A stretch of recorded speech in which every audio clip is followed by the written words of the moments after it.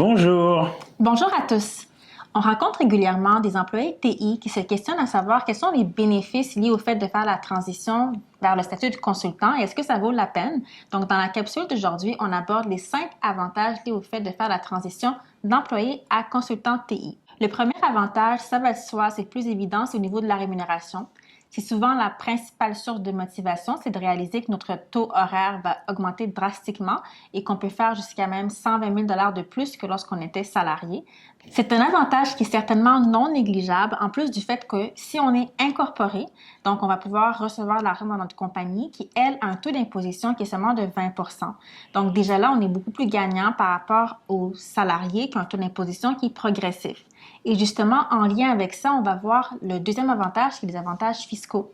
Donc concrètement, la société a droit à une panoplie de déductions auxquelles on n'a pas droit en tant que salarié. Donc qu'il s'agisse de frais de bureau à domicile, des dépenses liées au déplacement, de matériel informatique, donc les formations. Donc on a vraiment beaucoup d'options au niveau des dépenses qui, elles, vont permettre de réduire l'impôt qui sera dû par la compagnie. Si un salarié avait voulu investir dans des formations pour se former et devenir meilleur, bien, ces dépenses ne seraient pas déductibles pour autant. Donc on a notre argent après impôt puis on fait le mieux qu'on peut avec. Alors qu'avec la compagnie, on a un plus grand contrôle sur sa rémunération et on peut choisir exactement combien on veut se payer pour contrôler l'impact fiscal que ça aura au point de vue personnel. Et le troisième avantage, c'est la variété de projets. Donc, quand on est consultant, en moyenne, on va rester 2 ans dans une entreprise pour un mandat. Puis après ça, on va changer. Donc, on va changer d'entreprise, changer d'environnement, de technologie. Et ce que ça va faire avec le temps, c'est qu'on va enrichir son champ de compétences et on va gagner en valeur sur le marché. Contrairement à un employé qui, lui, ne peut pas changer à chaque année, à chaque 2 ans d'entreprise.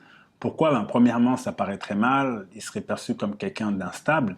Et deuxièmement, si la personne veut accéder à plus de responsabilités, donc à un poste de direction, il faut qu'elle reste dans l'entreprise plusieurs années, qu'elle fasse ses preuves pour éventuellement accéder à ce genre de poste. Le quatrième avantage, c'est la flexibilité. Donc, quand on est consultant TI, on peut être beaucoup plus regardant et demandant sur le nombre d'heures qu'on veut travailler par semaine. Est-ce qu'on veut faire du télétravail ou pas?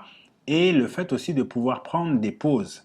Donc, encore une fois, on est sur un mandat de 2 ans, qu'on a fini, on peut décider de ne pas réembarquer tout de suite sur un mandat, de prendre une pause de 3 mois. On a des clients qui le font, qui partent avec leur conjoint 3 mois en vacances, prendre une pause, se reposer, et après ça, qui réembarquent sur un mandat, chose qui serait difficilement faisable à titre d'employé. Le cinquième avantage, c'est celui de pouvoir travailler avec plusieurs clients.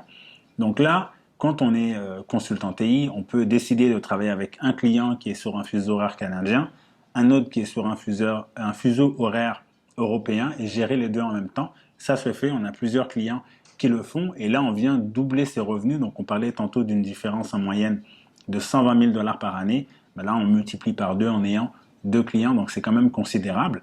Sinon on peut aussi faire ce qu'on appelle de la sous-traitance, donc à titre personnel être placé comme consultant chez un client et de pouvoir après placer d'autres consultants chez ce même client et d'avoir une commission sur le taux horaire de chacun des consultants qui seront placés et ça viendra s'ajouter à sa rémunération globale. Donc, c'était un survol des 5 avantages liés au fait de faire la transition d'employé à consultant TI. Si vous êtes en pleine réflexion, j'espère que cette vidéo aura été utile. Merci d'avoir regardé et on se revoit dans la prochaine capsule. À bientôt!